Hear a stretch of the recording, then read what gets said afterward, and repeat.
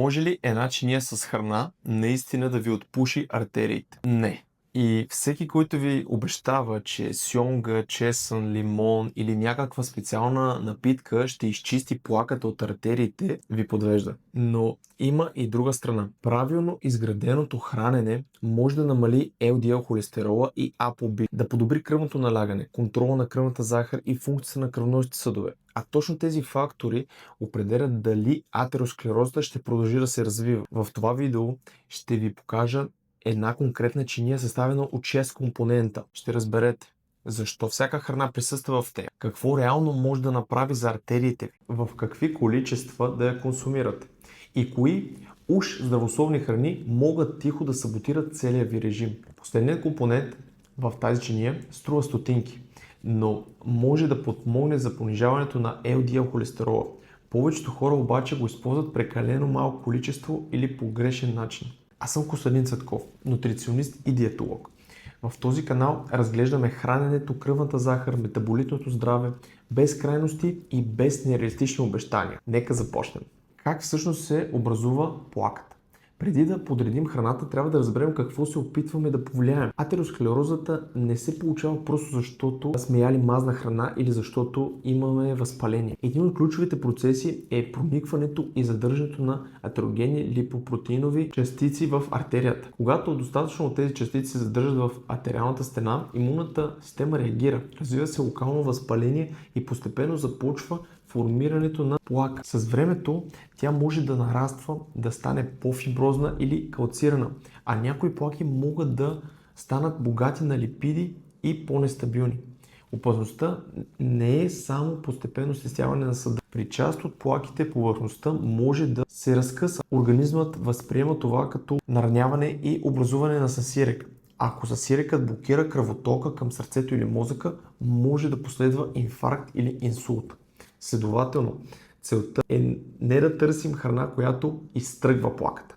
Целта е да намалим условията, които я създават.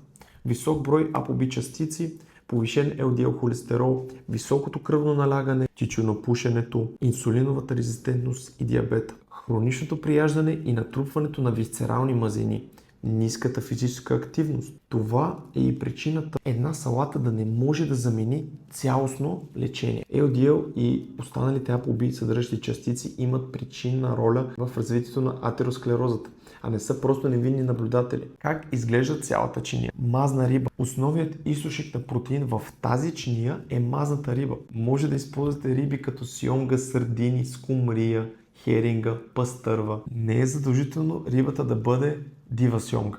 Твърдението, че дивата сьомга винаги съдържа повече омега-3 не е коректно. Съдържанието зависи от вида, общото количество мазнини и начина на хранене на рибата. По-важното е да включвате разнообразна мазна риба редовно. Тя осигурява EPA и DHA, дълговерижни омега-3 масни киселини. Освен това, когато рибата замени преработено месо, колбаси или много мазно червено месо, намаляваме прием на наситени мазнини, като така подобряваме качеството на храната.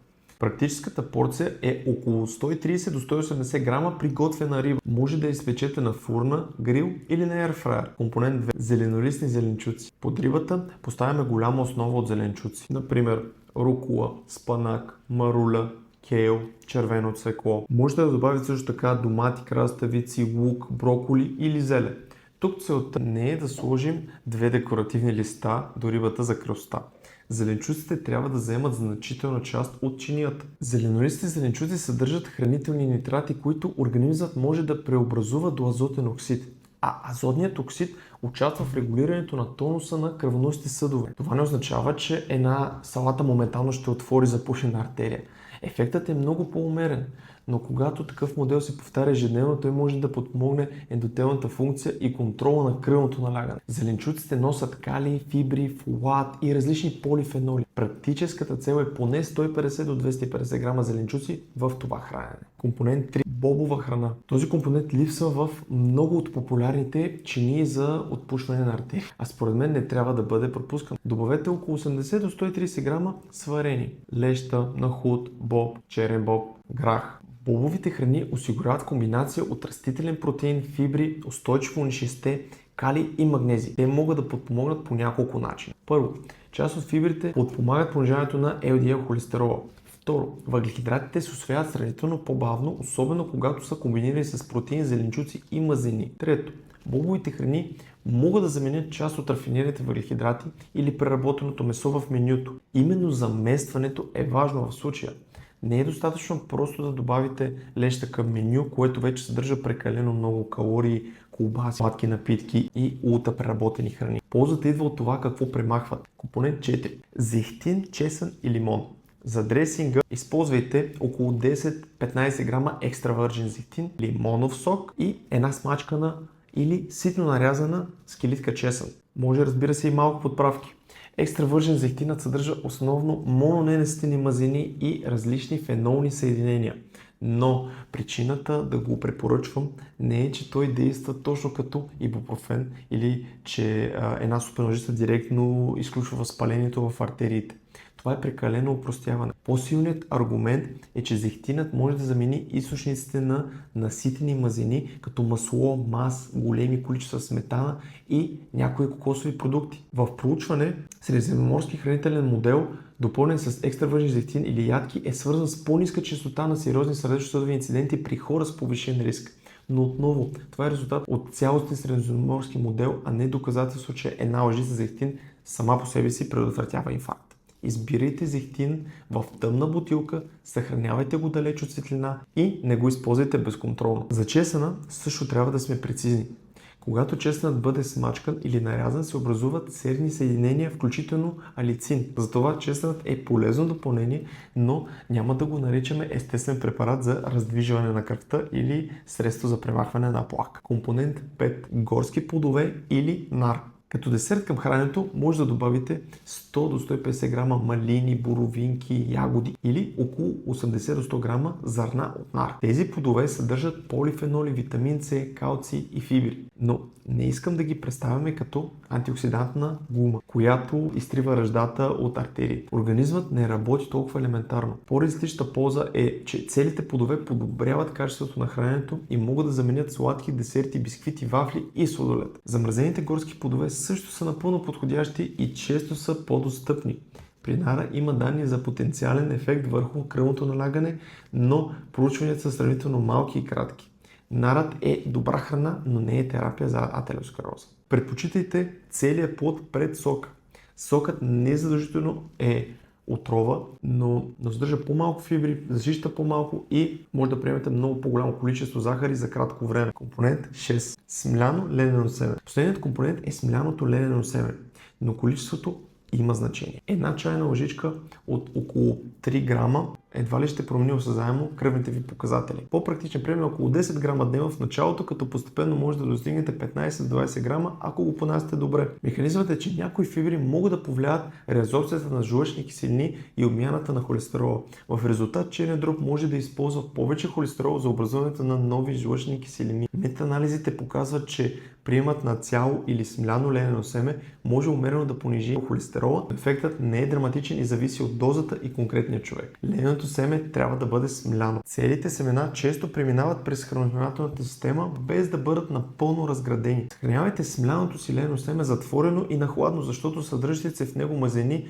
лесно се окисляват. Точната рецепта. Ето как практически да подредите хранене. 150 грама печена сьомга, скумрия или сардини, около 200 грама салата от рукола, спанак, домати и краставици, 100 грама сварена леща или нахут, 10 грама екстра вържен зехтин, лимонов сок и една скелитка чесън, 10-15 грама смляно ленено семе и 100 грама горски плодове като десерт. В зависимост от избраната риба и точните порции, това хранене ще осигури приблизително 40 до 45 грама протеин, около 18 до 22 грама фибри, значително количество калий, магнезий, фолат, ненаситени масни киселини и това хранене, което засища и може да бъде част от режим за контрол на теглото, кръвната захар и сърдечно-съдовия риск. Порциите трябва да бъдат съобразени с човека, разбира се. Един активен мъж с високи енергийни нужди може да има нужда от по-голяма порция бобови храни или пълнозърнест въглехидрат.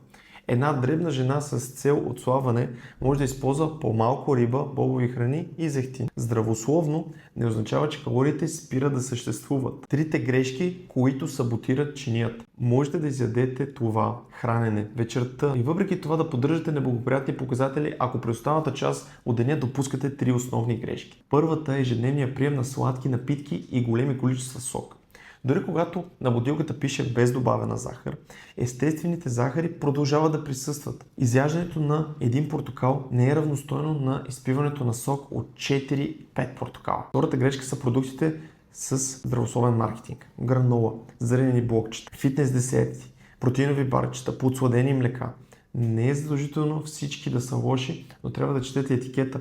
Някои от тях съдържат значителни количества добавена захар, рафинирани брашна, също така калории, които не осигуряват сериозна ситост. Третата грешка е честата консумация на преработено месо и прекомерни количества наситени мазнини. Тук влизат колбаси, бекон, салам, много масло, много мазни сирена, големи количества кокосова мазнина. Когато част от наситените мазнини бъдат заменени с мононенаситени и полиненаситени мазнини, обикновено се наблюдава по-благоприятен ефект върху LDL холестерол. Ако имате установена атеросклеротична плака, много висок LDL, фамилна хиперинсулемия, диабет, високо кръвно налягане и вече прекаран инфаркт или инсулт, храненето не трябва да се използва като причина да спрете назначените лекарства.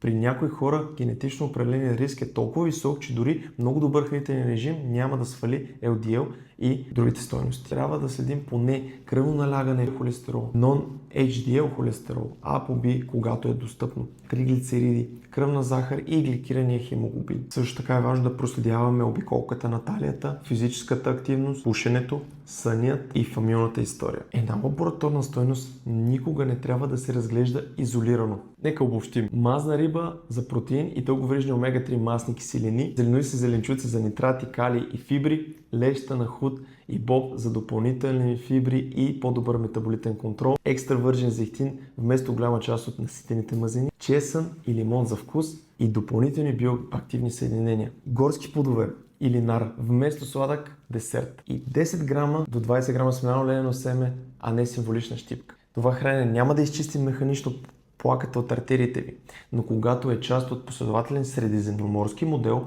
движението, контрола на теглото, добър сън и правилно медицинско проследяване може да подпомогне за създаването на значително по-благоприятна среда за сърцето и кръвоносните съдове. Артериите не се увреждат от едно хранене и не се възстановяват с едно хранене. Резултатът идва от модела, който повтаряте седмица след седмица и година след година. Не забравяйте да харесате и да споделите това видео с човек, на когото то ще бъде полезно. Абонирайте се и ще се видим в следващото видео. Бъдете здрави!